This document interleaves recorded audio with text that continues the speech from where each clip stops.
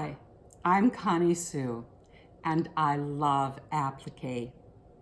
Today, I would like to show you how to very quickly and easily add embroidery and other embellishments to our applique. Oftentimes, it's those little extra touches which really make our applique come alive, and it's so very easy to do. Let me show you how.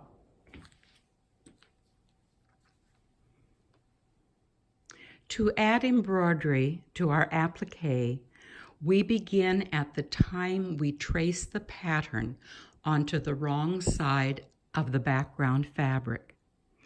I have used a number 2 lead pencil.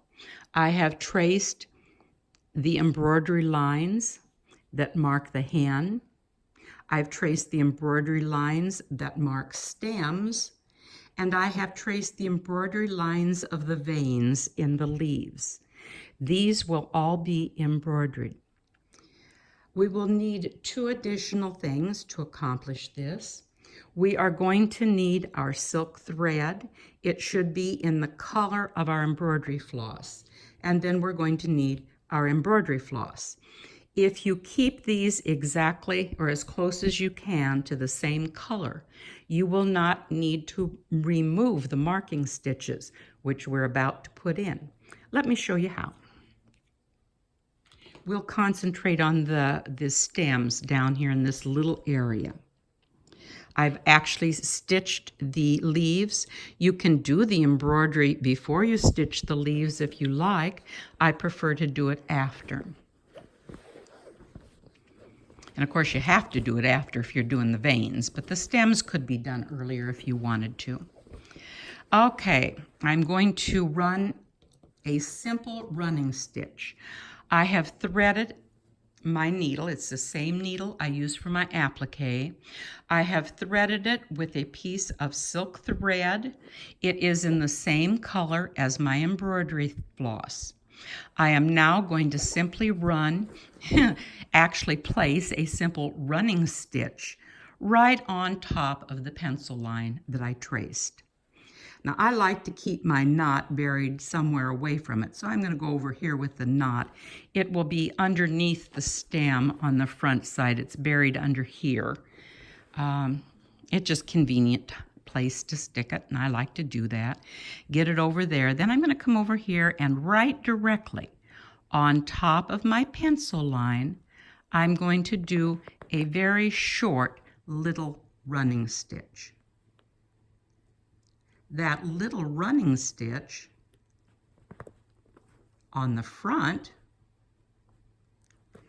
shows us exactly where we need to stitch our stem. We can do that with our embroidery floss. It's very quick and easy to add those. Let me do the next one right next to it here. In fact, I'm not even going to have to cut my thread. I can just keep going. You'll notice I am at the base of this leaf. I need to go over to this leaf. I'm just going to do it by running my thread underneath, being careful not to go through to the front, just going underneath and bringing it over here. I kind of am traveling, in other words, from one place to another. And then I can put my little running stitch in again to get the second half of that stem. At this point, I'm left with my knot down here, so I'm just going to knot it off there and leave it.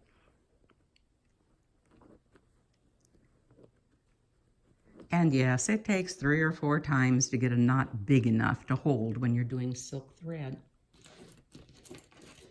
Now we'll flip to the front and I'll show you what we've got going there.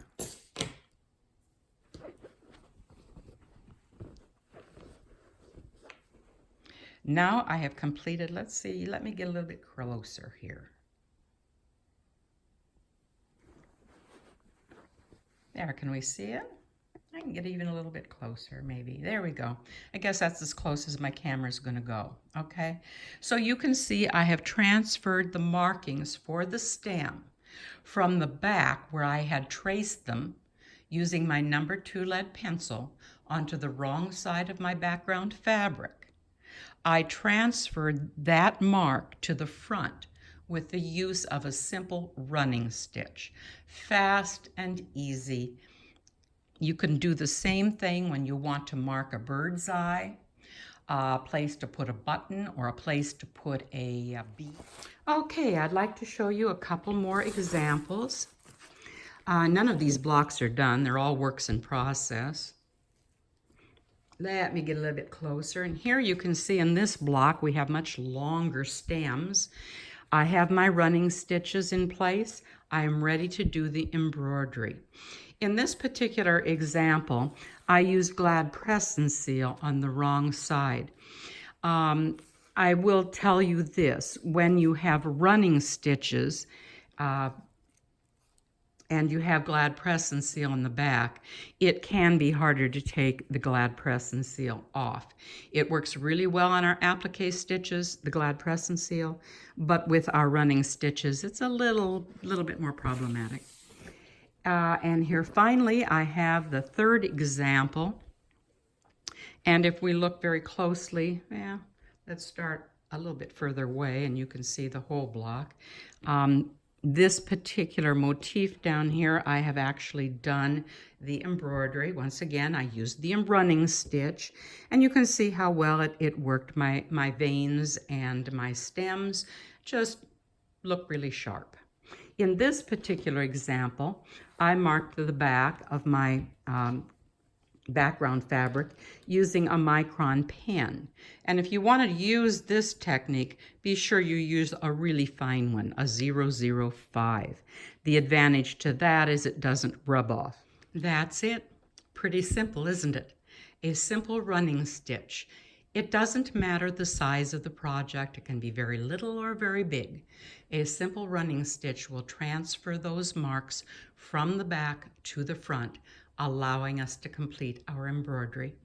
If you would like to learn more about my quick prep applique method and all the unique techniques that it offers to appliqueurs, then please join me on my Facebook page, Apple Blossom Quilts Group. Be sure you add that word group at the end. Hoping to see you there. Until then, happy appliquing.